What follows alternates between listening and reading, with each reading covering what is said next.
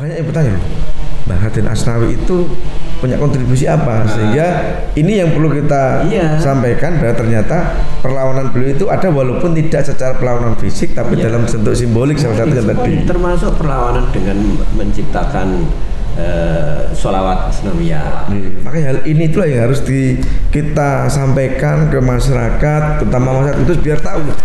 Mbah Asnawi ini juga melawan Belanda walaupun tidak dengan mengangkat senjata. Jadi itu saya kira menjadi satu momentum ya kalau sekarang Pemda Kudus ya kolaborasi dengan lembaga terkait sedang mengajukan sebagai pahlawan nasional Kiai Raden Asnawi, saya kira itu punya alasan yang kuat.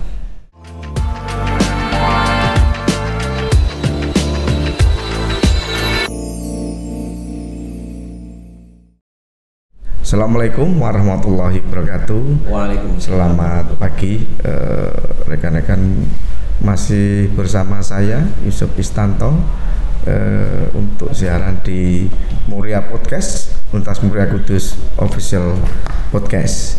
Ya, pada kesempatan kali ini kita kedatangan tamu spesial. Yang benar ini Bapak Dr. Haji Nur Said SAG MA MAG. Assalamualaikum Pak. Waalaikumsalam. Dokter, beliau ini adalah salah seorang peneliti, kalau di Kudus itu sangat terkenal, peneliti dari Cultural Studies IAIN Kudus ya. Mungkin nanti bentar lagi akan ganti nama UIN Kudus. Insyaallah. Ya, hari ini kita akan berbincang, bercerita nanti dengan beliaunya Pak Dr. Haji Nur Said dalam rangka menyambut Hari Pahlawan. Ya, kebetulan Kota Kudus, pemerintah Kabupaten Kudus telah mengusulkan Kiai Haji Raden Asnawi untuk diangkat atau ditetapkan sebagai salah satu pahlawan nasional. Sehingga di sini kita dengan tamu Pak Haji, Pak Dr. Nur Said untuk nanti saling bercerita mengenai Bapak Kiai Haji Dr. Raden Asnawi yang mempunyai nama lengkap Asy-Syaikh Al-Alamah Shahibul Fadilah Haji Raden Muhammad Asnawi bin Abdullah Husnin Al-Qudsi atau dikenal dengan Raden Asnawi atau Kiai Asnawi. Dimana beliau kalau di lingkungan pondok pesantren itu tidak diragukan lagi. Langsung aja yang sudah hadir Bapak Dr. Josen, Pak Nur Said ya. Ini ternyata tadi kita ngobrol tetangga ini masih satu kampung ternyata. Tetangga sama mbak saya ini. Dari sama-sama Tenggiles Pak. Tanah tumpah darah kita. Pak Nur Said mungkin bisa menceritakan, karena tadi Pak Nur juga menceritakan ke kami selaku sekretaris ya dari apa nanti MP3I ya, Pondok Pesantren ya, pengasuh pesantren Indonesia cabang Kudus, di mana ketuanya justru cicit dari Kiai Haji Raden Asnawi. Mungkin Pak Dr. Nur Said bisa menceritakan sedikit tentang latar belakang Raden Asnawi itu seperti apa? Ya, terima kasih Mas Yusuf di podcast Muria Podcast ya. Iya, Muria Podcast. Ini senang kita bisa silaturahim, bisa silaturahim dan sekaligus perjumpaan antara Sunan Kudus dan Sunan Muria ya. Ini kan saya dari IAIN Kudus, nanti akan menjadi UIN Sunan Kudus. Ini Universitas Muria Kudus. Ini saya kira alhamdulillah awal yang bagus. Jadi sama-sama perguruan tinggi semangatnya kolaborasi. Ya, dahulukan kolaborasi di atas kompetisi. Nah, saya hadir di sini ada sebagai wujud semangat untuk maju bersama. Ya. Tentang KHR Haji Asnawi, Kiai Haji Raden Asnawi, ini mungkin perlu saya sampaikan dulu. Saya posisinya sebagai warga Kudus ya, sebagai warga Kudus, dan yang kebetulan sangat apresiatif dengan tokoh-tokoh lokal yang sudah mengglobal seperti Kanjeng Sunan Kudus, termasuk Mbah Haji Raden Asnawi. Dan di sini saya kira banyak orang yang sudah paham, terutama senior-senior ya, atau mungkin sesepuh-sesepuh, tapi yang muda-muda ini saya kira masih asing ya. Masih asing, sehingga kita saling tukar pengalaman aja, karena saya yakin sumber-sumber dari Durian nanti juga ada sudut pandang yang berbeda, atau paling enggak untuk saling mengayaan. Dan saya dalam hal ini adalah sebagai pribadi yang kebetulan adalah warga Kudus dan pernah melakukan riset kecil-kecilan ya. Jadi mungkin riset kecil-kecilan itu nanti akan kita harapkan menjadi sebuah buku kecil lah ya, meskipun itu belum terrealisasi. Tapi paling tidak ketika bicara Mbah Kiai Haji Raden Asnawi, yang ingatan kita tentu akan jauh, mungkin puluhan tahun yang lalu ya, mungkin 1 abad yang lalu, kira-kira seperti itu. Karena berdirinya NU itu, perayaan 1 abad NU baru saja kita rayakan. Dan Mbah Haji Raden Asnawi adalah salah satu penggerak dan pendirinya. Oleh karena itu ketokohan Mbah Haji Raden Asnawi itu sebenarnya adalah tidak lepas dari proses petualangan ilmiah ya, proses petualangan ilmiah yang saya kira generasi muda sekarang perlu kita meneladaninya. Karena apa? Kehadiran beliau di tengah dunia transportasi dan komunikasi yang masih sangat terbatas, tapi jejak perjuangan beliau, jihad ilmiahnya itu menembus ruang dan waktu lintas negara sampai ke Mekah, Pak Yusuf. Di saat transportasi masih begitu minimalis ya, beliau sudah haji, bahkan usia 25 tahun beliau sudah haji. Dan nama kecil beliau sebenarnya awalnya kan bukan Mbah Haji Raden Asnawi ya Mbah. Itu ternyata dalam beberapa sumber nama beliau menjadi Haji Raden Asnawi itu setelah haji yang ketiga. Beliau di usia 25 tahun sudah ibadah haji. Jadi kita ini terkadang telat ya. Nunggunya 40 tahun loh sekarang. Bahkan antrinya yang luar biasa. Nah, beliau dalam sebuah sumber 25 tahun sudah menjalani ibadah haji. Dan dulu itu kalau haji itu kan bukan langsung pulang itu Pak ya. Jadi karena perjalanannya itu berbulan-bulan, sehingga ya harus menghuni di sana, kemudian dilanjutkan dengan mengaji, berguru dan lain sebagainya. Dan beliau lahir kan zaman era kolonial Belanda Pak ya. Betul. Tahun 1861. Dan usianya cukup panjang karena beliau wafat sekitar tahun 1959. Usianya 98 tahun. Alhamdulillah beliau termasuk usianya panjang dan diberi kesempatan untuk berjuang menegakkan lillahi kalimatillah. Jadi masa kecil beliau ya seperti para keluarga santri yang saya tahu, mengaji pertama dengan bapaknya sendiri, keluarga sendiri, dan kemudian ketika remaja juga ngaji ke guru Haji Abdullah Husnin ya, itu ya bapaknya Haji Abdullah Husnin itu ya, dan itu adalah guru pertama beliau. Dan saya kira itu menjadi teladan yang bagus bahwa pendidikan pertama dan utama adalah dalam keluarga. Jadi pendidikan pertama dan utama adalah keluarga. Maka kalau sekarang pendidikan keluarga itu bergeser, kemudian lalu diserahkan kepada pendidikan formal, seakan-akan itu tanggung jawab orang tua selesai. Nah, ini saya kira perlu ditinjau ulang. Artinya harus ada keselarasan antara pendidikan dalam keluarga dengan pendidikan mungkin itu di pesantren ataupun di sekolah formal, di madrasah dan seterusnya. Dan Mbah Haji Raden Asnawi sudah memberikan teladan berguru kepada orang tuanya sendiri dan termasuk kepada bapak dan ibunya sebagai guru pertama. Madrasah pertamanya adalah orang tua itu, dan termasuk bapaknya. Tapi dengar namanya sempat berganti beberapa kali. Aslinya itu. Iya. Jadi memang kalau dalam beberapa literatur nama beliau ketika awal-awal ini kan pernah juga namanya itu Raden Ahmad Samsi. Ya.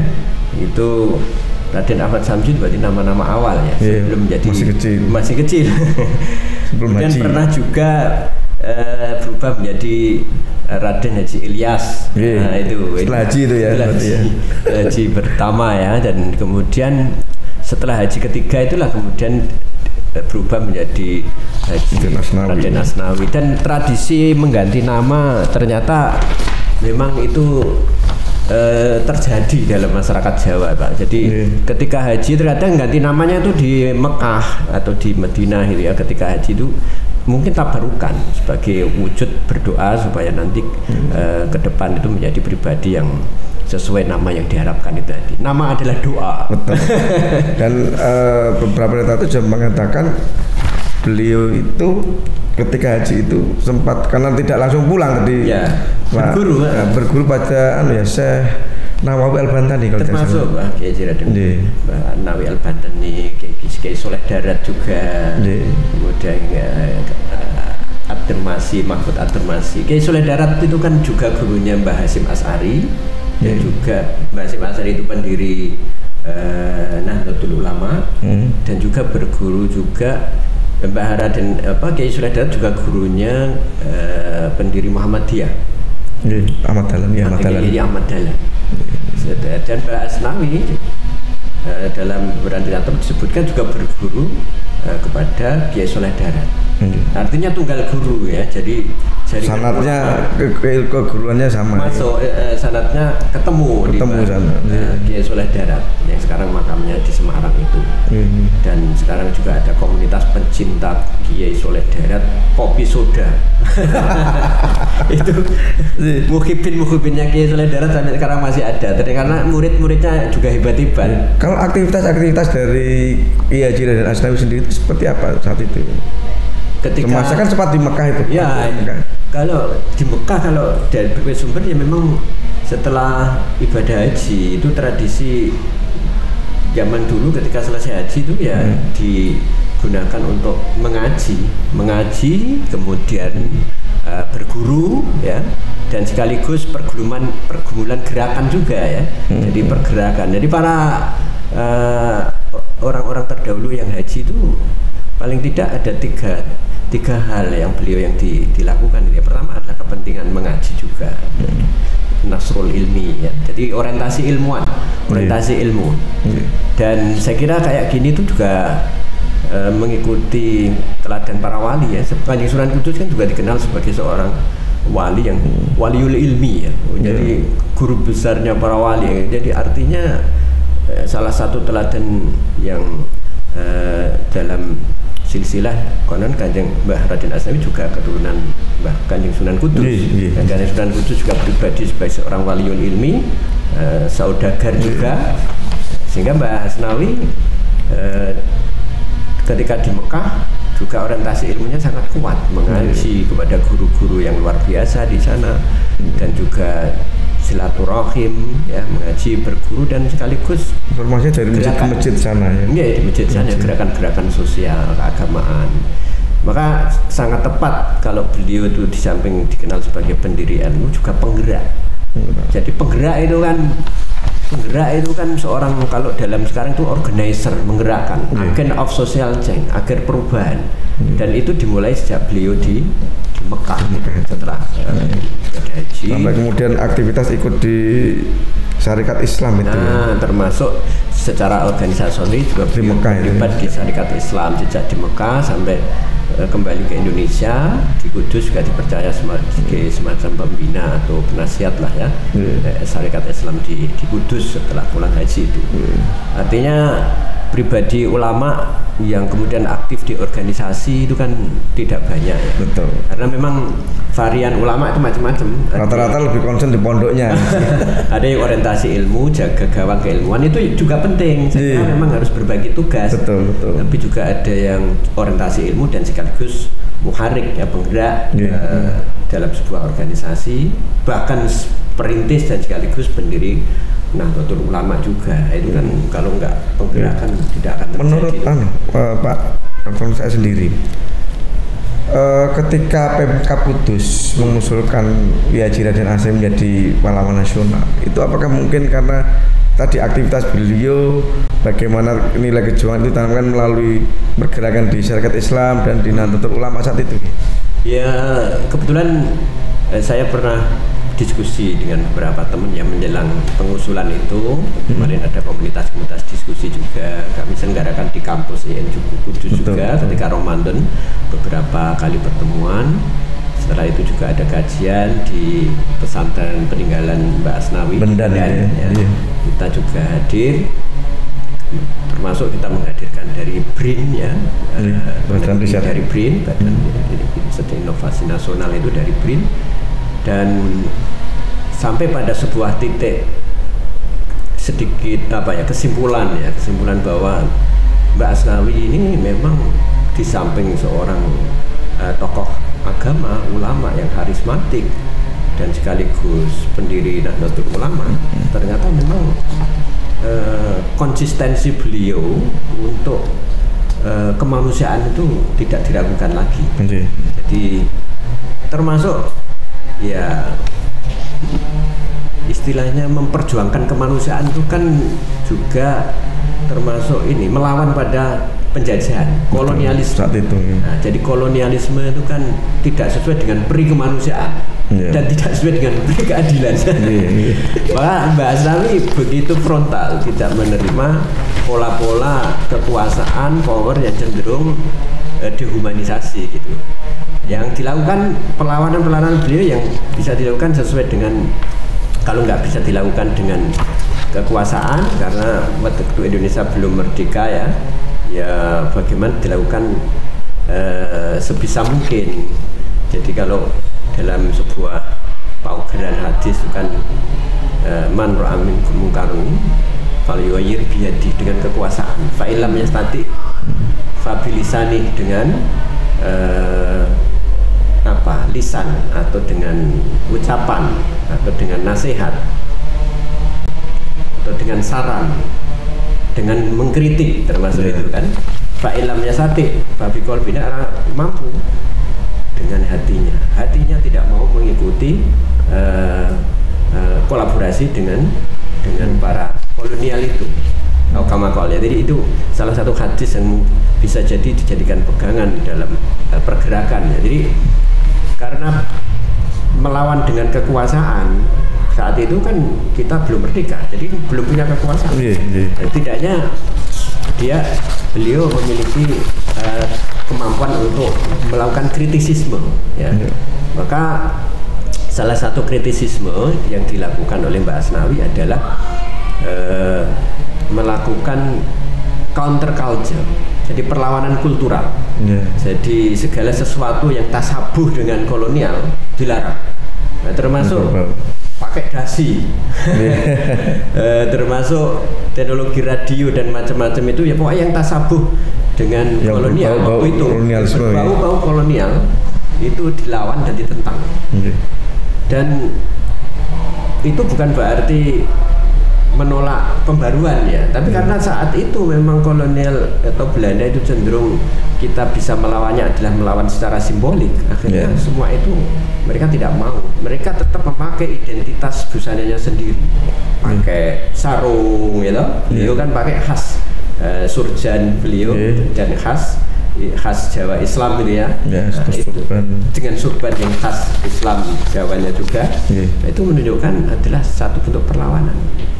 Dan yang pernah juga beliau suatu ketika era kolonial itu dia didatangi oleh penggede Belanda ya, kalau nggak salah Van der Plas ya, itu pernah utusan dari Belanda itu minta beliau untuk menjadi pejabat tertentu ya di wilayah Kudus, tapi beliau menolaknya itu sebenarnya adalah sebagai wujud, kalau menerima itu berarti menunjukkan penerimaan terhadap kekuasaan kolonial. Maka menolak itu adalah bagian dari perlawanan. Dan beberapa literatur juga mengatakan bentuk perlawanan itu juga beliau tunjukkan dalam beberapa karya beliau. Ya, di samping itu ada karya-karya saya kira yang cukup populer itu misalnya tentang sholawat asnawiyah ya. Itu kan yang menyebut nama kan mungkin santri-santrinya ya. Sholawat itu kan ada nyebut sholawat kebangsaan juga. Betul. Salah satu redaksi yang sangat populer kan aman aman aman aman aman aman Indonesia Raya aman aman aman aman aman Indonesia Raya aman Indonesia Raya aman. Padahal saat itu Indonesia belum. Belum. Dan konon Indonesia itu dalam sebuah riwayat ditulis dengan tidak dengan kasroh tapi dengan Indonesia aman. Karena kalau bahasanya agak di atas dikit. Jadi kalau kasroh itu kan di bawah, harokat di bawah. Untuk menunjukkan di atas itu. Di atas menunjukkan supaya terangkat ya, Rafa kan mengangkat ya, artinya bagaimana Indonesia itu terangkat gitu loh, bukan kemudian tertindas lagi. Kalau tertindas itu kan simbol. Atau mungkin itu yang disebutkan ya, yang di literatur saya itu ada syair nasionalisme religius begitu ya. Ya bisa masuk di sana, itu masuk. Itu saya kira kalau dikelompokkan dengan pengelompokan syair ya, syair nasionalisme religius ya. Itu waktu saya kecil sangat populer dan sampai sekarang sholawat asnawiyah itu saya kira sangat populer. Bahkan di pesantren-pesantren masih dibacakan menjelang kajian. Itu dulu waktu saya ada majelis taklim, majelis yasinan, itu juga sering dibacakan sholawat itu. Makanya sangat terngiang-ngiang.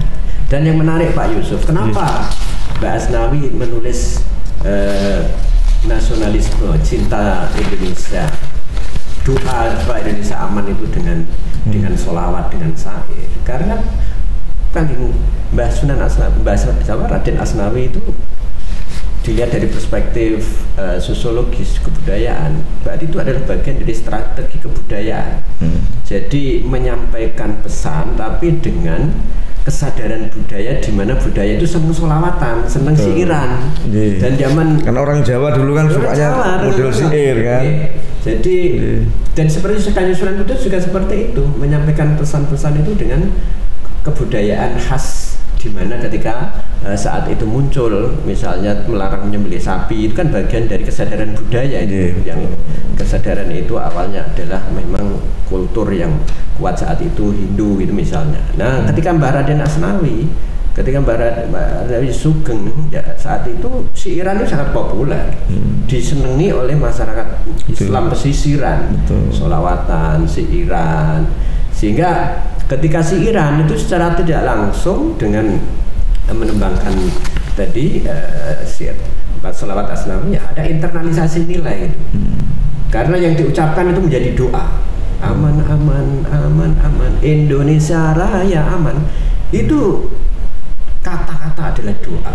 Bayangkan kalau itu diucapkan para santri sepantura ini, bahkan se-Indonesia, itu kan doa yang mustajab, apalagi diiringi sholawat. Jadi salah satu agar doa makbul itu kan dalam etika berdoa harus dengan sholawat. Kadang ada idiom omongan kita adalah doa kan. Omongan adalah doa. Sehingga mungkin ini yang doa ya. Jadi makanya apalagi di omongannya dalam bentuk sholawatan. Berarti sangat luar biasa sekali nih beliau Mbah Kiai Haji Raden Asnawi ini. Ada pendapat mengatakan dari beberapa guru beliau itu ada kecenderungan beliau lebih mungkin yang lebih berkesan di Mbah Syekh Nawawi Al-Bantani, benar enggak? Iya, dengan Mbah Asnawi Al-Bantani kayaknya punya kedekatan khusus ya, punya kedekatan khusus, bahkan ikatan emosionalnya itu sampai Mbah Nawawi Al-Bantani ya. Istrinya setelah Mbah Asnawi Al-Bantani meninggal itu Mbah Haji Hamdan itu kan dinikahi oleh Mbah Raden Asnawi. Dan menurut satu riwayat itu adalah bagian dari pesan khusus dari gurunya. Akhirnya beliau menikah dengan Mbah Hamdanah dan punya 9 anak. Putra-putranya banyak dari Mbah Hamdanah itu. Tapi putus keluar memang banyak makanya sesepuh ada yang bilang gitu, untuk masalah keturunan macam-macam itu karena kalau wasilah dengan Mbah Hamdanah insya Allah Allah juga diberi kelancaran. Itu salah satu riwayat ya dari para sesepuh itu. Dan makamnya kan juga dekat dengan Mbah Raden Asnawi di belakang Masjid Menara. Siap. Sampai kemudian Mbah Raden Asnawi itu mendirikan Pondok Bendan ya. Ya, itu saya kira sebuah warisan budaya yang sampai sekarang masih bisa kita lihat ya. Pesantren Bendan, dan sampai sekarang diteruskan dan dilanjutkan oleh cucu atau cicitnya itu Mbah Kiai Haji Hafidz Asnawi ya, sampai sekarang masih berjalan pesantren itu, dan itu adalah warisan budaya, bukti ya, bukti bahwa perjuangan beliau itu bukan sekedar perjuangan diskursif ya, tetapi juga kelembagaannya ada, dan sampai sekarang itu menjadi proses pemagangan budaya bagi santri-santri masa depan, sampai sekarang masih ada sampai. Dan ada satu riwayat yang menceritakan itu beliau adalah sosok yang teguh pendirian, di mana dulu pernah ada itu, nanti mungkin bisa dikonfirmasi oleh Pak Nur Said. Beliau itu pernah dihadapkan di pengadilan itu. Ceritanya di pengadilan beliau dituduh menghina atau mencemarkan nama baik seseorang karena dianggap pada saat itu adalah orang itu tidak melakukan sholat dan dianggap kemudian kafir atau orang gila. Iya. Saat itu hakim meminta beliau untuk mencabut kata-kata itu karena kasihan nih, jangan sampai dihukum katanya. Tapi beliau tetap tidak mau. Kira-kira cerita itu benar nggak sih?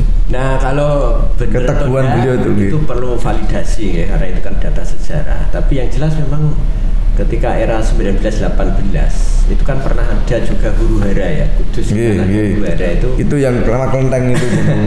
Ya, meskipun akar persoalannya perlu diurai ya, tapi itu akhirnya kan karena kerujukan Belanda kepada Mbah Asnawi kan akhirnya beliau juga sempat dihukum gitu. Dihukum artinya didakwa sebagai yang penggerak kerusuhan itu ya, padahal kan perlu ada pembuktian, tapi hal-hal seperti itu termasuk pernah juga era Jepang juga dianggap menyimpan senjata atau apa gitu ya, kemudian diadili juga. Jadi era Belanda maupun era Jepang ya, Mbah Raden Asnawi itu spirit perlawanannya sudah muncul. Sudah walaupun muncul. Tidak spirit perlawanan harus kemudian berperang, tapi melalui ketika beliau ngisi ngaji itu ya, termasuk menegaskan perlawanan secara diskursif dan perlawanan secara simbolik. Di perlawanan sekarang itu kan tidak harus dengan senjata. Betul. Di era sekarang, apalagi di era multimedia kayak gini, peperangan sekarang kan malah lebih kepada cyber. Artinya kan masyarakat awam di sini atau terutama masyarakat kan banyak yang bertanya, Mbah Raden Asnawi itu punya kontribusi apa? Sehingga ini yang perlu kita sampaikan, bahwa ternyata perlawanan beliau itu ada walaupun tidak secara perlawanan fisik, tapi dalam bentuk simbolik salah satunya tadi. Termasuk perlawanan dengan menciptakan sholawat Asnawiyah. Itu kan diskursus. Kenapa diskursus itu penting? Karena perilaku seseorang itu dibentuk oleh sebuah kesadaran. Nah, kesadaran itu dibentuk oleh sebuah wacana, termasuk bagaimana membuat wacana sholawat Asnawiyah itu. Jadi kalau dalam hadis itu yang menggerakkan perilaku itu sebenarnya hati. Kita sholawat jasadu kullu. Wa idza fasadat fasadal jasadu kullu. Hati. Kalau hatinya baik, perilakunya baik. Hatinya buruk, perilakunya buruk. Dan hati al-qalb itu menurut Prof Amin Abdullah itu kan bukan sekedar hati yang secara physically ya. Dalam kajian filsafat, al-qalb itu dimaknai mindset. Mindset itu adalah world view, pandangan yang itu kesadaran itu ketika sudah masuk dalam batin itu akan menggerakkan dalam bentuk kesadaran ya, perasaan, kesadaran. Kalau meminjam istilahnya Sosro Kartono ya, itu kan ada 4 ya dalam yang sering disebut dengan catur murti ya. Jadi pertama itu pikiran, kemudian dipadu dengan perasaan. Pikiran dan perasaan itu akan melahirkan sesuatu yang empirik dalam bentuk perkataan. Yang kedua dalam bentuk perbuatan. Jadi perbuatan manusia itu ya sebenarnya adalah tidak lepas dari pikiran dan perasaan, kemudian menjelma menjadi perkataan dan perbuatan. Nah, kalau dilihat dalam perspektif iman, tasdikun bil qalb, jadi kebenaran dalam hati itu teratualkan dalam ikrarun bil lisan, makanya maca syahadat. Makanya kalimat thayyibah. Dan wa amalun bil arkan dalam bentuk perbuatan. Jadi teori perbuatan sebenarnya masuk. Makanya lalu yang saya baca itu, yang tadi saya sampaikan di depan, kelihatannya kan memang bentuk perlawanan lain tadi yang beliau sidak itu, beliau didenda 100 gulden, tapi tidak mau membayar, merasa tetap benar dengan dasar ilmu fikih itu kan. Orang yang tidak sholat itu yang bisa dihadap adalah orang yang gila salah satunya itu, sehingga beliau tidak mau, dan itu malah kemudian Belanda hakim sendiri yang membayar denda itu. Itu bentuk perlawanan juga kelihatannya. Jadi makanya perlawanan itu variannya banyak. Betul. Dan yang dilakukan Mbak Asnawi dalam konteks perlawanan dengan kolonial itu lebih perlawanan simbolik. Betul. Perlawanan simbolik dan perlawanan diskursif, ya, wacana. Nah, kalau simbolik dengan penampilannya, dia nggak mau menyerupai Londo. Menyerupai sesuatu yang menyerupai Londo ditolak. Makanya hal ini itulah yang harus kita sampaikan ke masyarakat, terutama masyarakat itu biar tahu Mbak Asnawi ini juga melawan Belanda walaupun tidak dengan mengangkat senjata. Jadi itu saya kira menjadi satu momentum, ya, kalau sekarang Pemda Kudus, ya, kolaborasi dengan lembaga terkait sedang mengajukan sebagai pahlawan nasional Kiai Asnawi, saya kira itu punya alasan yang kuat. Jadi peninggalan historisnya juga ada, pesantrennya Bendan, kemudian naskah-naskahnya juga ada, banyak saya kira karya-karya beliau tentang fasolatan, tentang Aqaid Seket, dan kemudian juga tentang sholawat Asnawiyah itu. Dan yang menarik ini Mas Yusuf, kenapa Mbak Asnawi itu mengarang sepertinya kitab kecil, ini kitabnya saya bawa ini, kitab fasolatan. Fasolatan, kenapa Mbak Asnawi begitu getolnya? Ya, itu kitab ini kira-kira menjelaskan apa, tentang apa? Ini memang kecil, ya. Jadi ini adalah seluk-beluk tentang bagaimana sholat yang baik dan benar, perspektif fikih, dan kemudian diiringi dengan maknanya. Nah, karena apa? Sholat itu secara apa? Dalam ajaran Islam, sholat itu adalah utama dan pertama. Tiang. Dan inna sholata tanha 'anil fahsya'i wal munkar. Jadi ini sebenarnya mengarang ini sebenarnya adalah orientasi karakter building, membangun karakter bangsa dengan sholat. Tapi kalau hanya sholat secara literal tanpa sampai menghayati maknanya, itu kekhusyuannya berat. Maka harus ditulis dalam bentuk pegon gitu. Nah, aksaranya aksara pegon. Kemudian bahasanya bahasa Jawa. Pegon Jawa. Pegon Jawa. Karena ada yang pegon. Ada enggak ada niatan ini nanti dialih bahasakan katakan? Sudah ada. Sudah ada. Ya, sehingga ketika mungkin ke TPQ atau ke sekolah-sekolah yang agama MI itu kan mungkin mereka bisa lebih mudah memahami. Ya. Kenapa beliau menulis menggunakan aksara pegon? Karena dalam satu riwayat kalau beliau menulisnya dengan Latin, Londo tahu, Belanda tahu. Jadi menggunakan aksara pegon itu juga bagian dari strategi budaya. Londo nggak iso maca pegon. Kecuali senak argonya itu. Bahasa argonya meliti, ya. Itu. Jadi menggunakan aksara pegon itu ya strategi perlawanan. Betul. Karena menyampaikan nilai-nilai yang ada di sini tanpa diketahui oleh komunitas Londo. Dan salah satu nandoman sing cukup menarik menjadi mungkin ada yang bisa disampaikan. Misalnya kalau jadi kalau bicara tentang pendidikan sebenarnya kan bicara tentang literasi, ya Pak. Jadi Mbak Asnawi ini menunjukkan bahwa literasi itu begitu utama dan pertama.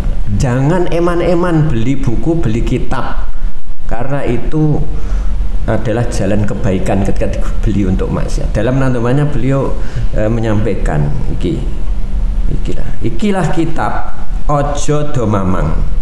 iku wis bener ojo semelang. Kitab ini meskipun tidak diberi referensi, tapi ini wis dari para ulama. Oh, ora usah mamang, ora usah semelang, ora usah khawatir, jangan ragu. Jadi jangan ragu. Jadi salah satu karya dari Kiai Haji Raden Asnawi. Nah, bisa mungkin kita sampaikan dan perlu diketahui oleh masyarakat, terutama masyarakat Kudus nih, bahwa kenapa Raden Asnawi diusulkan menjadi pahlawan nasional itu salah satunya beliau terlibat aktif dalam perlawanan terhadap penjajah kolonial, walaupun tidak secara mengangkat senjata, tapi melalui perlawanan-perlawanan simbolik, kemudian melalui ajaran-ajaran, melalui beberapa karya beliau, kitab beliau salah satunya di Syair, kemudian kitab di Fasulatan itu yang mengajarkan bagaimana kita harus menegakkan sholat kita sebagai tiang bagi agama itu nih Pak. Termasuk ini Pak Yusuf, gerakan beliau di grassroots ya, di grassroots itu beliau dikenal sebagai kiai keliling, muter terus. Kalau subuh, konon subuh tertentu itu jalan ke masjid, kemudian berjamaah, menggerakkan jamaah langsung turun jalan. Ada beberapa transaksi juga katanya beliau juga sempat ngajar juga sampai ke Masjid Muria. Masjid Muria. Muria itu kan jauh dari sini itu. Lagi naik itu. Tidak sekedar jauh, naik itu. Iya, sampai ke Muria itu beliau juga perso ngaji tentang tauhid dan ilmu-ilmu terkait itu. Jadi kalau sekarang kita ke Muria itu kan butuh waktu, dan sekarang sudah ada kendaraan. Itu aja 30 menit. Naik kendaraan 30 menit. Dan itu sudah dilakukan beliau. Maka beliau memberi pesan kepada kita semua dalam sebuah riwayat itu saya menemukan pesan-pesan beliau tentang ini kan lagi rame nasab Pak ya. Nasab, nasib dan nusub ya. Jadi beliau itu pernah satu ketika saya baca ya, ngelingi nasab lan silsilah terkadang bener terkadang salah, iku keliru ojo mbok tiru, ngedohno nasab lakune saru, wong kang mengkono bodoh lan kumprung, bingung ndak weruh maring delanggu. Artinya Mbak Asnawi itu sejak awal sudah memberikan pesan, nasab itu penting, tapi jangan diunjulkan. Tidak usah ditonjolkan. Jangan terlalu bangga dengan nasab. Iya, jadi tapi harus diiringi dengan ilmu gitu. Jadi mengingat nasab itu dan silsilah itu ya penting, tapi kalau nasab itu kan iso bener, iso salah. Kira-kira pesan beliau gitu. Nah, sekarang lagi rame itu. Bisa bener, bisa salah. Makanya kalau kita mengikuti nasab pensih ya, iku keliru, ojo mbok tiru, itu salah kalau hanya mengandalkan nasab. Harus ada ilmunya. Nah, tapi apalagi ngedohno nasab lakune saru. Kalau menunjukkan nasab itu saru. Nek cara Jawa ini ora ilok. Jadi di hari gini kok kita mengandalkan nasab. Aku loh anak ini. Aku anaknya sopo. Ini loh bapakku. Kayak Mbak Asnawi kayak gitu saru bahasanya. Lakune saru. Orang ilok. Nah, makanya wong kang mengkono bodoh lan kumprung. Nah, diarani oleh bahasa itu diarani bodoh lan kumprung. Artinya hal-hal seperti itu justru harus dihindari. Karena persis itu saya kira pesan Islami, inna akramakum indallahi atqakum. Jadi yang mulia itu kan dilihat dari laku lampahnya, ketakwaannya. Mana yang paling takwa itulah yang paling mulia. Ya, bukan nasab. Ya, kalau nasib, nah itu kan beda lagi. Kiai itu ada 3, Pak Yusuf katanya ya.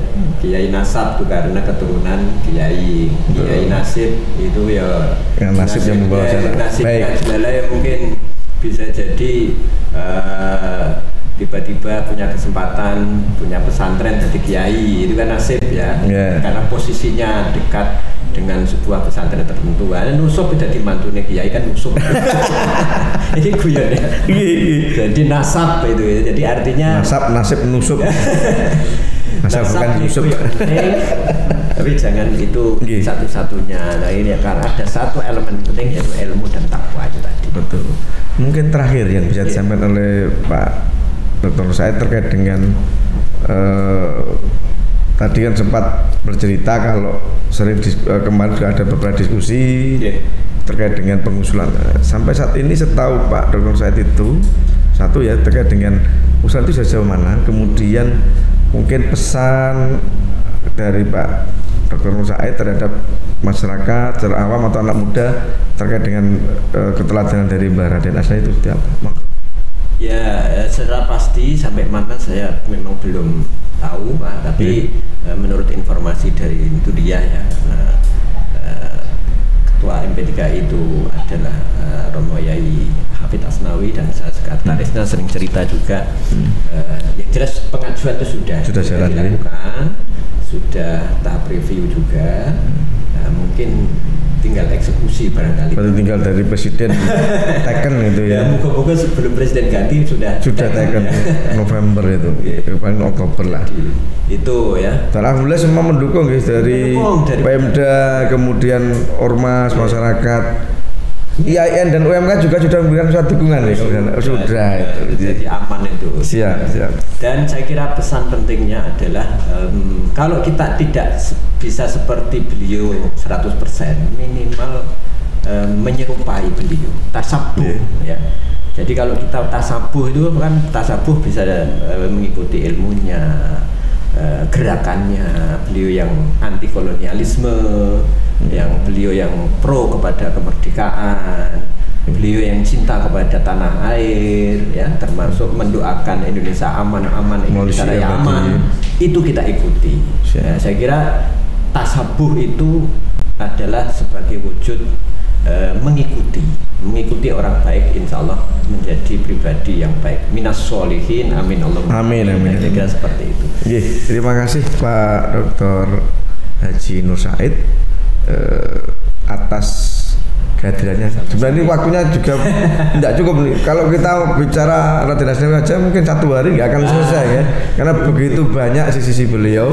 Tapi paling tidak hari ini kita dapat banyak sekali ilmu dari Pak Dr. Nur Said, yang beliau juga peneliti. Kalau tadi beliau bilang hanya meneliti kecil-kecilan, tapi saya yakin penelitiannya sudah sangat luar biasa, dan beliau juga sangat tertarik dengan tokoh-tokoh lokal, makanya itu buat disertasi ya.